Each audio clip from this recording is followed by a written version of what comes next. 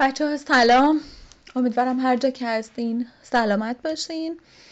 خیلیاتون درخواست موزیک یعنی فری استایل سوال چگینی از لیبل فریاس رو کرده بودین که بهتون قول داده بودم بهش ریاکشن برم و از این بعد به هر چیزی که شما می نویسید ریاکشن میرم.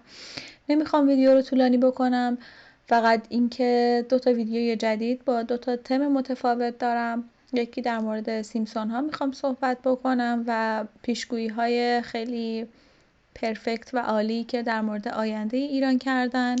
ویدیوش تقریبا تموم شده و ادیتش میکنم، حالا امروز یا فردا براتون میذارم. روی کانال اصلی میذارم، روی کانال لنا دویل هم میذارم. میخوام اسم لنا دویل رو تغییر بدم و یه اسم منطقی تر بذارم، چون که احساس میکنم دویل یه بار منفی ممکنه بده. I don't know. نظرتون رو به من بگید که رو اون کانال که میخوام در مورد یه سری چیزای حقیقی صحبت بکنم چه اسمی بذارم. تا الان هم 800 نفر از بچه ها فالو کردن. اگر ممنونتون میشم بیاین اون کانال رو فالو بکنین، سابسکرایب کنید که به 1000 تا برسیم و من اون موقع دیگه فقط باید واچ تایمم رو پر بکنم تا بتونم اون کانال رو مانیتایز کنم. این کانالی که فکر نمی کنم بتونم مانیتایزش کنم چون خیلی کپی رایت داره و خیلی چیز منفی براش حساب میشه. دیگه یه دونم کانال ASMR که در موردش صحبت کردم، اونم هفته آینده قراره که شروعش بکنیم. بریم ببینیم که سوال چگینی چی گفته. بازم تسلیت میگم. روزی که این موزیک رو منتشر کرد فکر میکنم توی هیچ پلتفرم دیگه هم نذاشتتش، فکر میکنم فقط توی اینستاگرامش باشه و اینکه دقیقا روز 40 جانباختگان عزیز میهنمون بود. وقتی که اینو میگم یاد اون ویدیوی کانال ایران اینترنشنال میفتم که منتشر میکنه نام جاوید ناممونو جان فدای میهن. اصلا اسمش آدمو یه جوری میکنه. بریم ببینیم که این فری استایلی که به مناسبت این روز بوده چی قراره بگه که انقدر جذاب بوده که شما انقدر به من گفتین ریاکشن برو. میدونی بریم. سرم به سنگای خورد که وا نکنده بودم، این همه موچاله. سرم به سنگایی خورد که وا نکن. وقتی 2 نفر با هم مشکل دارن میگن بیا بشینیم سنگامونو وا بکنیم، یعنی سرم دقیقا به همون سنگایی خورد که مشکل داشتم باهات و ای کاش از اون اول نشسته بودم و وا کنده بودم. چه ادبیاتی داره. That's cool. خیلی خوب بود ادبیاتش، عالی بود. نمی شدم اگه باهات تا نکرده بودم، تنم پر شده از زخمای باهات تا سرم به سنگای خورد که وا نکنده بودم، این همه موچاله نمی شدم اگه باهات تا نکرده بودم، تنم پر شده از زخمایی که زدی. این همه تا نمی شدم، مچاله نمی شدم اگه باهات تا نکرده بودم. یعنی سعی کردم باهات. ببین 2 تا معنی واقعا جذاب داره. چقدر نوشتش عمیق و خوبه. میگه که من تا کردم با تو، با بدیات کنار اومدم و بعد داغون شدم. توی معنی دیگرش هم تا کردم خودم و باهات، انقدر تا کردم که دیگه حالا هیچی ازم نمونده و مچاله شدم، انقدر که تا شدم. واو. تو رو تنم جای ازم نخوا با نمک بمونم که باهات تا نکرده بودم، تنم پر شده از زخمایی که زدی. ازم نخوا با نمک بمونم. تنم پر شده از زخمایی که زدی، ازم نخوا با نمک بمونم. اینجاشو نمیدونم چرا گفت با نمک، مثل نمک رو زخم باشیدن. چقدر میترسیدم ازت تای شب وا شد روم تو روی آینم، دست بزن داشتی پیچید تو کل کوچه رای هم، دیگه این خونه یا جای تو یا جای من.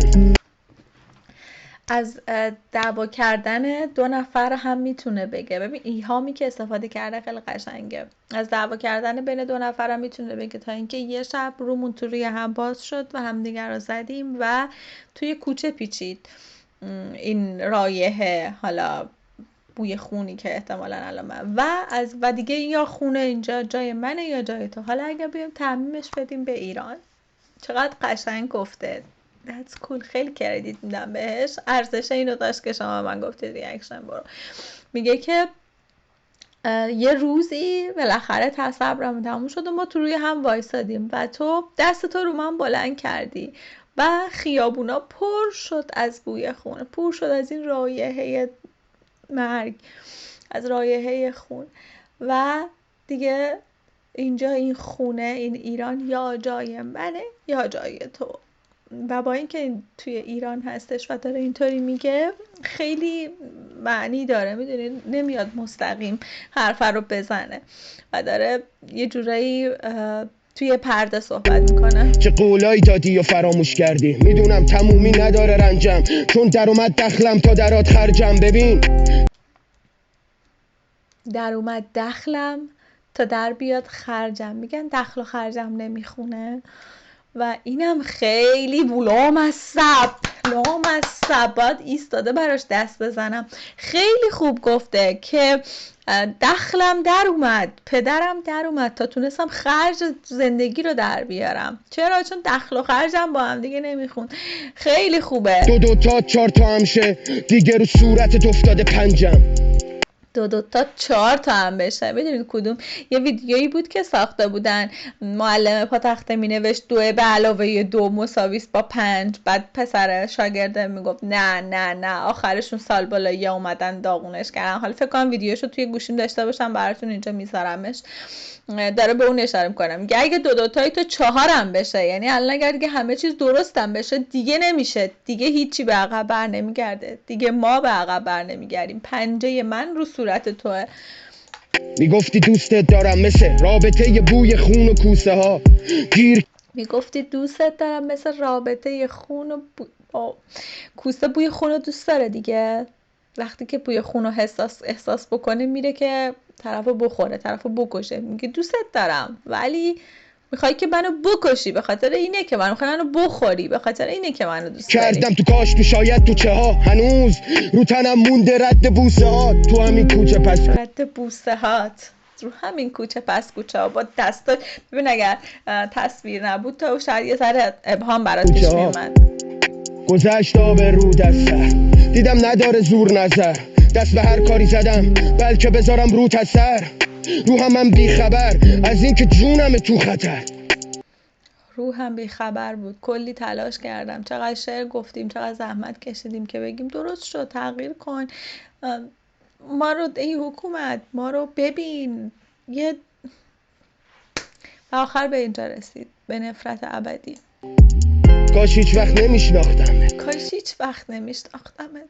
واو بچه، کاش هیچ وقت نمیشناختمت مثلا بین 2 تا معشوقه هم هست که تهش وقتی که تو از همه چیز خسته میشی و دیگه نمیخوایی که ادامه بدی، برو، اصلا کاش هیچ وقت نمیشناختمت تا همچه خاطره بدی تو زندگیم ثبت نمیشد و ای کاش ما هم هیچ وقت از اول اینو شروع نمیکردیم با این حکومت، با این کاش هیچ وقت. از هر لحظم ساختی عذاب تا بشم دست به دامن همسایه ها، بازم با این حساب دلم روشنه، با این که دست ذوقم دادی عصا، با اینکه دست ذوق من عصا دادی، با اینکه هیچ ذوقی ندارم تو دلم، همه امیدای منو کشتی، اما باز من ته دلم روشنه، دارم از همسایه ها کمک میگیرم.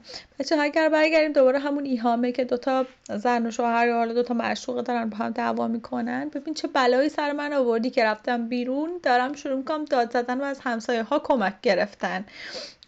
اینم خیلی شاید برای خیلی همون بعضی وقتا اتفاق افتاده باشه وقتی 2 نفر با هم دعواشون میشه و خیلی قشنگ داره میگه که موقعیت الان ایران، ببین چه بلایی به سر ما آوردی که همه اونایی که خارج از کشورن، ماها هممون داریم از کشورهای دیگه کمک میخوایم، یکی بیاد مردم ما رو نجات بده از دست اینا. خیلی خوب بود. من که هیچ وقت نبود دلم صافا، وقتی دندونا میزدن از سرماداد تو فکت گرم داستانات بود، زورمون کردی که بیان تا قله قافه ها.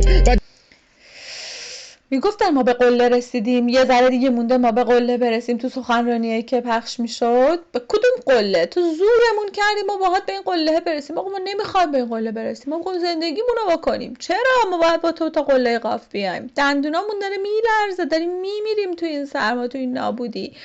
بعد تو پشتت گرمه و تو میای فکت گرمه و حرفای چرت و پرت و دروغ میزنی. ببین خیلی ادبیاتش از 10 بهش بعد 1000 بدم. 1000 هر شلی که میشد بافتاوا به لذت میداد صدای آخوا، لذت میداد وقتی که ما میگفتیم آخ ما میمردیم.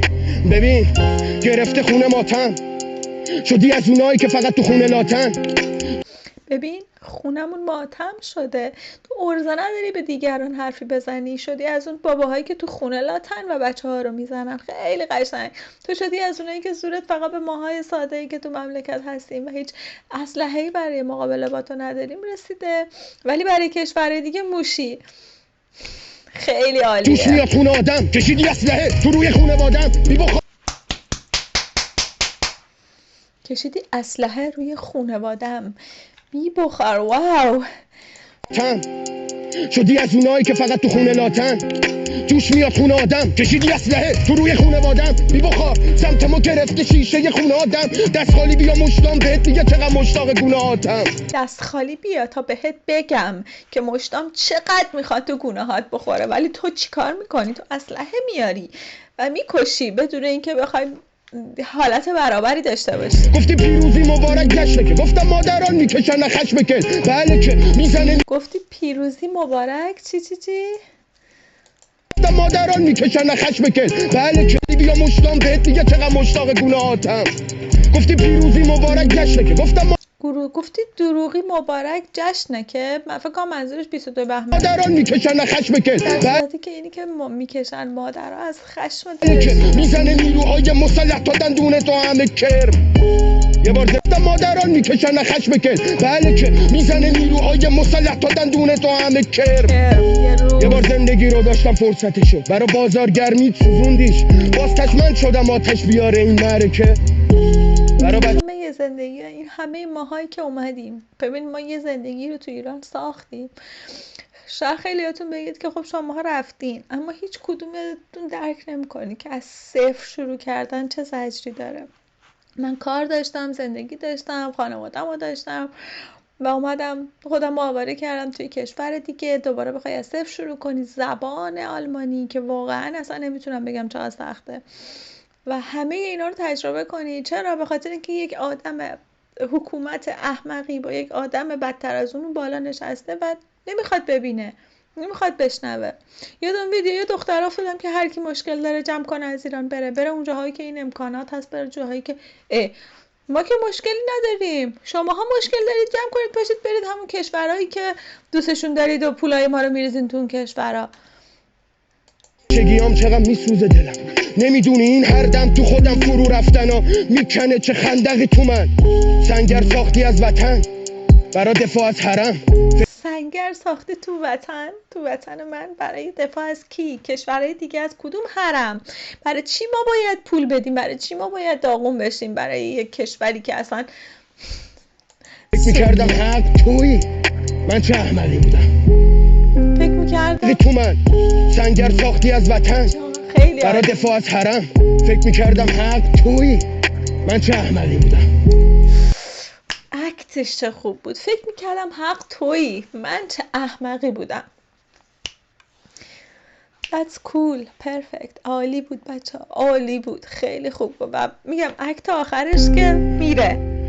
من چه احمقی بودم که بهت امید داشتم. شت. واو. That's cool. خیلی خوب بود بچه ها. خیلی عالی بود. مرسی که به من این ویدیو رو پیشنهاد دادید. مرسی که برام یکی دیگه از بچه‌ها برام لینک فرستاده. بچه‌ها الان مثلا اگه لینک واتساپ من این ویدیو رو رفتم و روی لینک هایی که از توی اینستاگرام فرستاده بودین پیدا کردم. اگه بتونید بیاین توی همین کامنت ها برام لینک بذارید خیلی عالیه و من خیلی بهتر میتونم که گوش بکنم و قول میدم که از این به بعد حتما هر روز یه ویدیو داشته باشیم. شده آرایش داشته باشم نداشته باشم، شده تایم داشته باشم نداشته باشم، میخوام به صورت نان استاپ روزی یه ویدیو براتون بذارم، حالا همراه با ویدیوی شورت ویدیو اگه بتونم ویدیوی کوتاه هم بسازم. و خواهش میکنم حمایت بکنید، چه از این کانال چه از کانال ناتویل که میخوام اسم اگه بلدید پیشنهاد بدید خیلی ممنون میشم. میخوام در مورد ویدیوهای چی بگم بهتون، ویدیوی اخباری باشه، مثلا ناو ابراهام لینکلن چی هستن، چقدر در موردش میدونید، چون خودم خیلی تحقیق میکنم در مورد اینجور چیزا و دلم نمیاد میگم وقتی من این همه میدونم بذار بگم شاید 4 نفر دیگه هم در مورد اطلاعات کسب بکنم و براشون جالب باشه. اگر دوست داشتید حتما اون ویدیوهای بعدی من رو هم حمایت بکنید. خیلی دوستتون دارم، فراموش نکنید. و تا ویدیوی بعدی من لینک کانال لرانتویل رو روی این ویدیو میذارم. لطفاً کلیک کنید و اگر دوست داشتید اون کانال رو سابسکرایب کنید و نه اینکه فقط سابسکرایب کنید، واقعا وقتی محتوا گذاشتم بیاین و تماشا کنید. من سعی می‌کنم محتواها رو الان سبک سینمایی داشته، نمیدونم، ببین دوست دارم موضوعات عجیب توش بپردازم، موضوعاتی که خیلی آنورمال هستن و اخبار خیلی خیلی مرموز، خیلی چیزایی که جالبه، مثل همین پیش بینی از این که سیمپسون ها چطوری ببین قشنگ به آیت الله ها اشاره میکنن، قشنگ به اتفاقات اشاره میکنن. امیدوارم صدا خراب نشده باشه. ویدیوی بعدی رو از دست ندید و کنار من باشید. خیلی دوستتون دارم، عاشقتونم. خدافظ.